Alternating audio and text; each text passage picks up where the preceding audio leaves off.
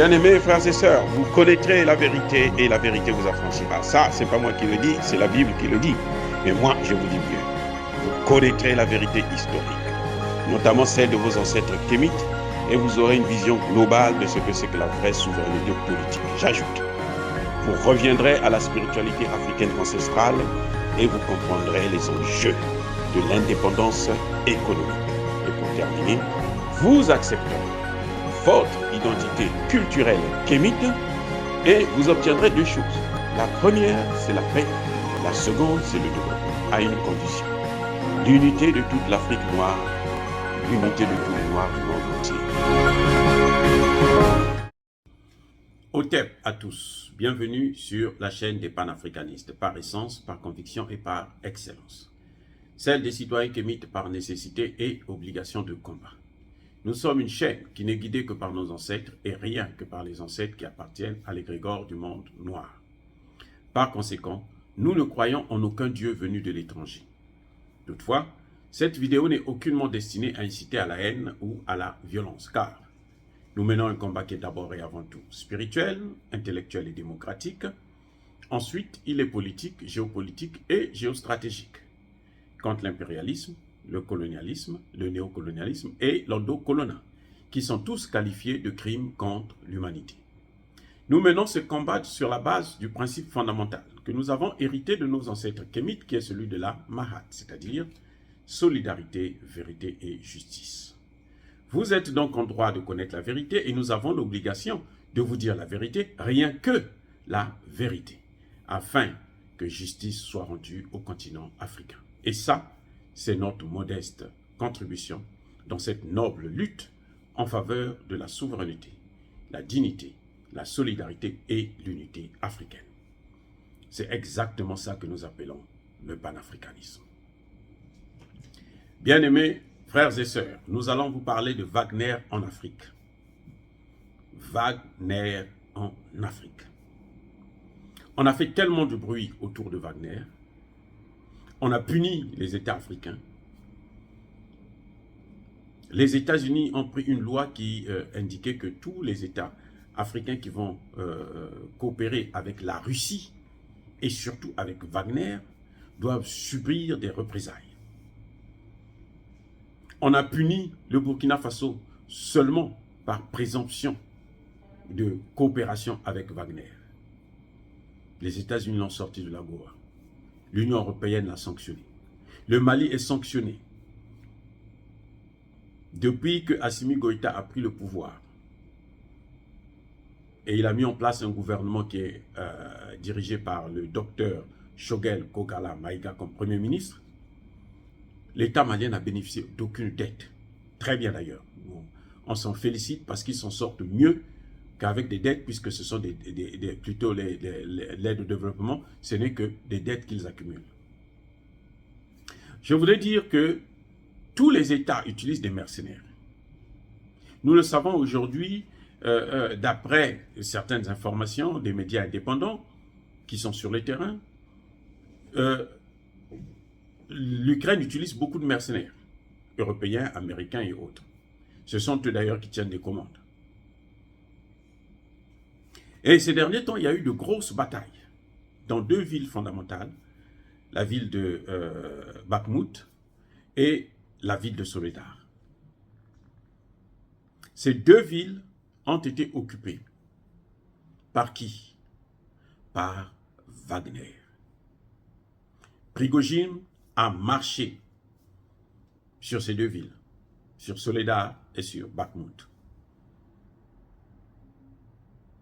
Maintenant, ma question, c'est laquelle? On nous a déjà punis pour avoir utilisé Wagner. On nous a déjà punis pour les relations que nous avons avec Wagner, que nous n'avions même pas d'ailleurs, mais qui sont supposées exister avec Wagner. On nous a punis pour les relations que nous avons avec la Russie. La Grande Russie, elle, utilise Wagner pour venir l'aider dans la guerre en Ukraine. Qu'est-ce que ça veut dire? Pourquoi nous n'avons pas le droit d'utiliser ce même Wagner? C'est ça ma question fondamentale.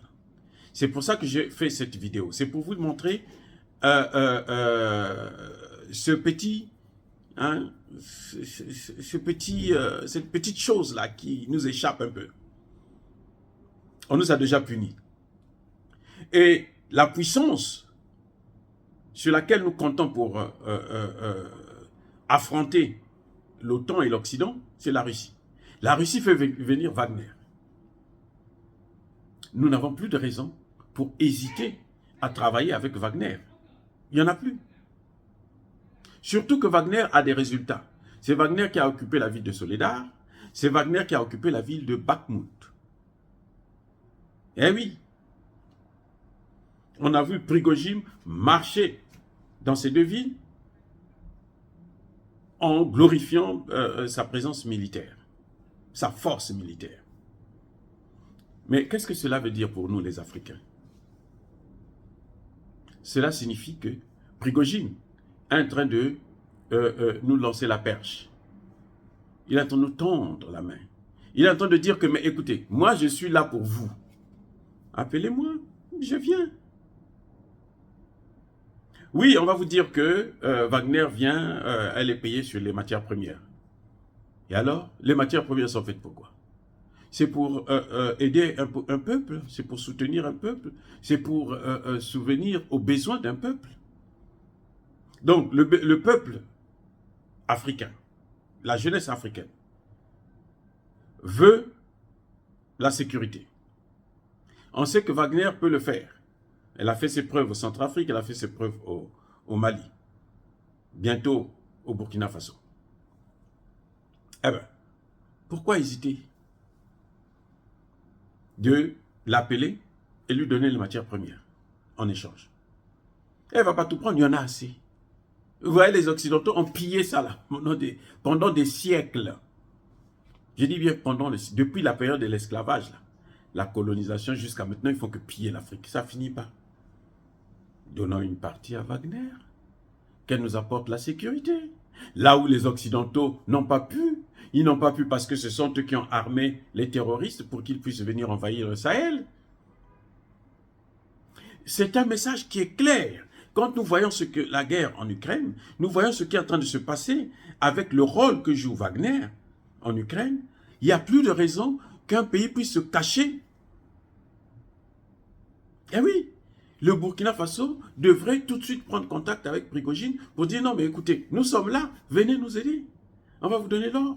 Vaut mieux leur donner une partie de l'or en échange de la sécurité que de voir ces Occidentaux venir voler cet or et puis nous créer l'insécurité et nous tuer. C'est valable aussi pour le Congo démocratique. Monsieur Tshisekedi, vous avez la solution là. Au lieu d'aller prendre des armées bidons, des armées complices, comme celle du Kenya, l'Ouganda et autres, appelez Wagner. Au Congo démocratique, là, appelez Wagner. Faites-les venir. Si la Russie utilise Wagner, est-ce que vous avez vu le Conseil de sécurité prendre des sanctions contre la Russie pour ça? Parce que la Russie a utilisé Wagner? Non. Nous, ce que nous voulons, c'est la sécurité. Eux, ils ont échoué. Depuis les indépendances formelles, bien sûr, jusqu'à aujourd'hui, ils n'ont pas pu tenir. Ils ont toujours échoué. Ils ont toujours lamentablement échoué. Au contraire, ils ne font qu'aggraver la situation. Alors, il est question de prendre des solutions. Ils nous imposent des missions des Nations Unies.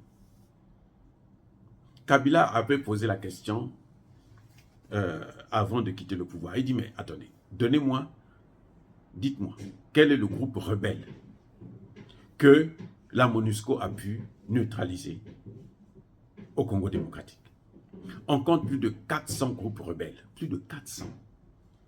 La MONUSCO n'a jamais neutralisé un seul groupe rebelle armé.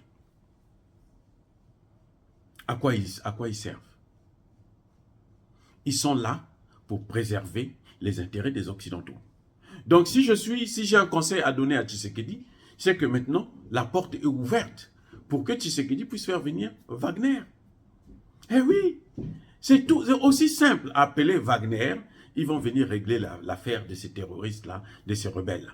Ils l'ont fait au Centrafrique, ils l'ont fait au Mali, Ils le font maintenant au Burkina Faso. On voit déjà le résultat. Ils ne sont pas encore vraiment en bon nombre, mais on voit déjà le résultat. Prigojine a tout. Il a des hommes, il a des armes. S'il arrive à vaincre l'armée de l'OTAN, ce n'est pas ces rebelles-là qu'il ne va pas pouvoir vaincre. L'OTAN, là, en Ukraine, là, dans les villes de Bakhmut, dans les villes de Soledar, c'est l'OTAN qui est là-bas. Eh oui, c'est l'OTAN qui était là-bas. Ils les ont délogés avec à peine moins de 50 000 personnes. Ils les ont délogés. Alors, qu'est-ce qu'ils feront avec ces pauvres gens dans le Sahel ou au Congo démocratique, dans les forêts du Congo? Mais ils vont les massacrer. Et puis on aura la paix. Et c'est ce que nous cherchons. En échange de quoi? Des matières premières. On leur donne des matières premières. Ce sont nos matières premières. Ce n'est pas les Occidentaux qui payent. C'est nos matières premières. C'est nous qui payons. C'est nous qui donnons pour notre sécurité. Il n'y a plus rien à faire. Dire cela, c'est inciter à la haine ou à la violence. Non. Il y a ma colère veille. Il y a ma lèvre. Nous voulons la paix. Nous voulons la sécurité. Nous voulons la souveraineté. Et si Prigojine, avec Wagner, peut nous l'apporter, qu'il soit le bienvenu. Eh oui, bien-aimés frères et sœurs, je persiste et je signe. Soyez bénis, abondamment bénis par le Dieu des Kémites et par nos ancêtres angélisés. Mais que tous ceux qui persécutent le continent africain, tous ceux qui le pillent et le déstabilisent, qu'ils soient blancs ou noirs, qu'ils soient maudits, qu'ils soient punis, qu'ils soient neutralisés, qu'ils soient foudroyés par le Dieu des Kémites et par nos ancêtres angélisés. Vive l'Afrique éternelle. J'ai dit et j'assume.